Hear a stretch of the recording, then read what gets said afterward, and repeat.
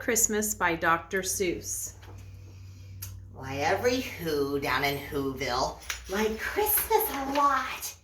But the Grinch, that's me, who lived just north of Whoville, did not. Why, the Grinch hated Christmas, the whole Christmas season.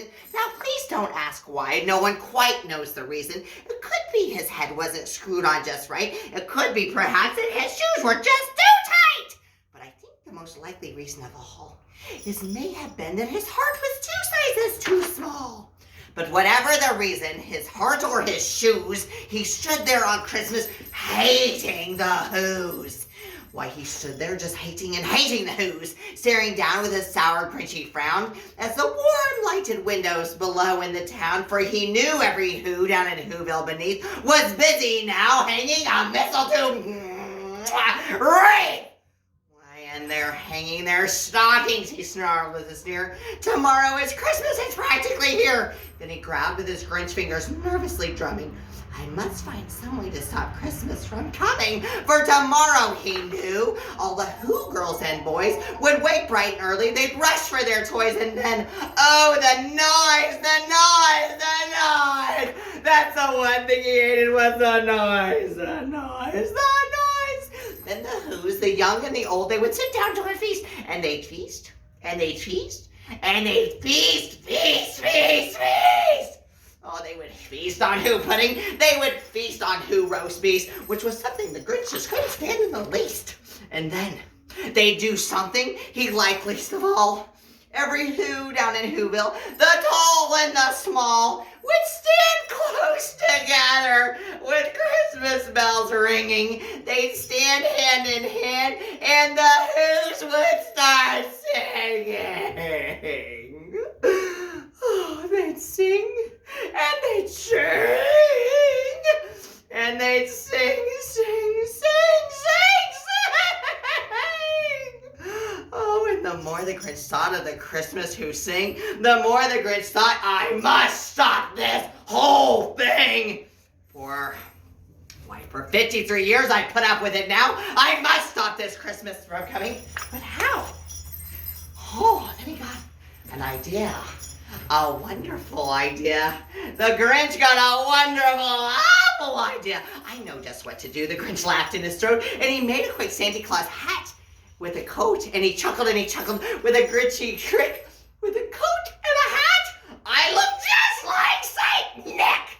And all I need is a reindeer. The Grinch looked around, but since reindeer are scouts, there was none to be found. Did that stop the old Grinch? Oh, no, the Grinch simply said, if I can't find a reindeer, then I'll make one instead. So he called to his dogs, Max. Then he took some red thread and he tied a big horn right on the top of his head. Then he loaded some bags and some old empty sacks on a ransom sleigh, and he hitched up old Max. Then the Grinch said, get it! And the sleigh started down toward the Who's in their houses, the Who's latest Who's in their bed. All their windows were dark, quiet snow filled the air, and the Who's were all dreaming sweet dreams without a care. When he came to the first little house on the square, this is stop number 1, said the old Grinchy Claus hiss, and he climbed to the roof, empty bags in my fist. Then he slid down the chimney, a rather tight pinch, but if the Santa could do it, then so could the Grinch. He got stuck only once. For a moment or two. Then he stuck his head out of the fireplace flue with the little Who stockings all hung up in a row. He took him. Then he slithered and slunk with a smile most unpleasant. Around the whole room he gathered every present. Pop guns and bicycles, roller skates and drums. Oh, checkerboards, tricycles, popcorns, and plums. And he stuffed them in bags, and the Grinchy very nimbly stuffed all the bags one by one right up the chimney. Then he slunk to the icebox. He took the Who's feast. He took the whole Pooh pudding. He took the rare roast beast. He cleared out the icebox as quick as a flash, when the Grinch even took their last can of Who hash.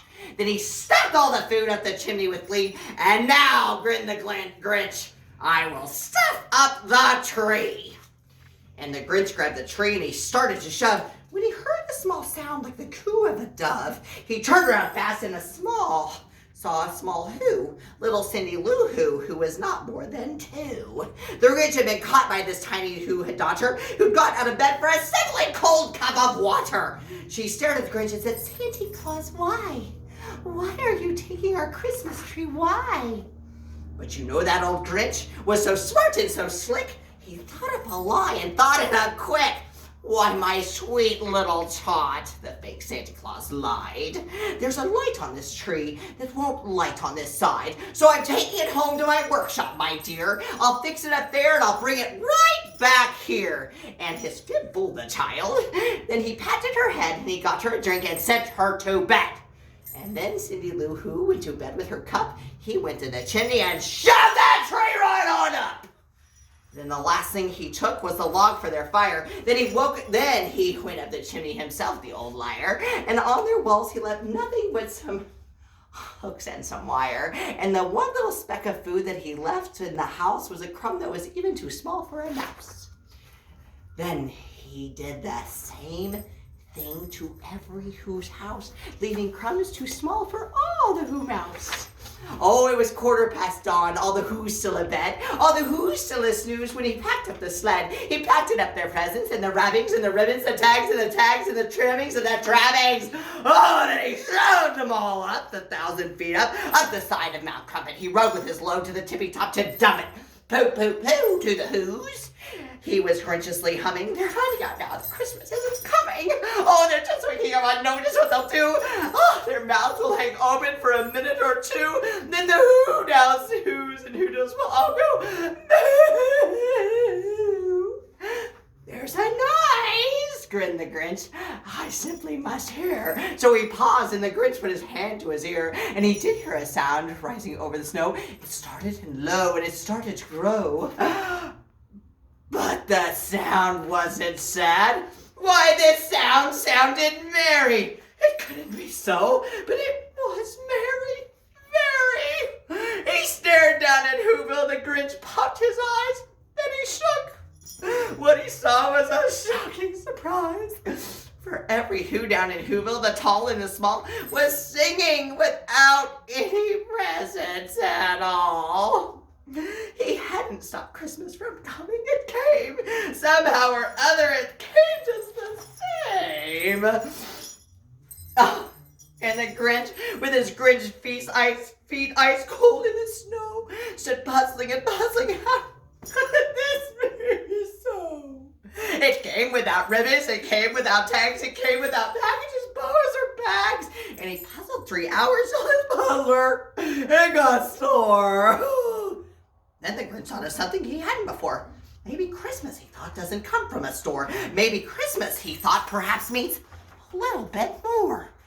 And then what happened then? Well, in Whoville they say that the Grinch's small heart grew 3 sizes that day. And the minute his heart didn't feel quite so tight, he whizzed with his load through the bright morning light, and he brought back the toys and the food for the feast, and he himself served the roast Who beast.